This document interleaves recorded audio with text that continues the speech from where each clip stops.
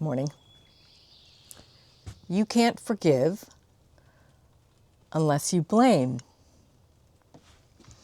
Forgiveness is often treated as a virtue, and virtue is obedience born out of fear. Virtues elevate beliefs or values through behavior, and virtues live within the construct of morals. So I'm examining this much more closely, so follow along. Before forgiveness appears, something else must already be in place, and that something is a judgment. It also can be an expectation or preconception. That judgment often looks like that person or thing is responsible for causing me harm. Also causing me good, but today we're going to talk about causing me harm. The claim that an outside person or an outside thing is responsible for harm is the practical application of blame. Without blame, there's nothing to forgive. Without an offender, there's no demon to punish. And without an offense, there's no crime to forgive. And without a moral imbalance to correct, there's no retribution or justice to pay. Forgiveness doesn't dissolve blame. It actually depends on it. That's the lifeline of forgiveness is blame. A more difficult question to ask then would be, if forgiveness requires blame, then what exactly are you practicing when you say you're letting go? Are you releasing the event?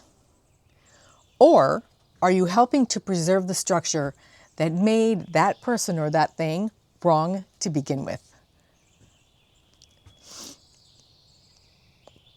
Because if the structure, which is the intention, that made the person wrong or the thing wrong in the first place is preserved, then forgiveness serves to add another brick to that structure. It's self-affirming. Forgiveness serves to refine rather than free. There's no letting go. There's only refinement. The next question would be, not necessarily, how do I forgive, or do I forgive, or can I forgive, but rather, what disappears if blame never forms? If no one else or nothing needs forgiving, then what disappears? So a question for you would be, in your last altercation with someone, who was to blame? And why? And what would that interaction look like now, today, as you are listening to this video, if you had never assigned blame, if there was never a need to forgive? And if you see something in my premise that I'm missing, point to the exact place where that logic breaks for you, or it doesn't make sense. I'll use those terms in the comments below, and I'll feature it in another video.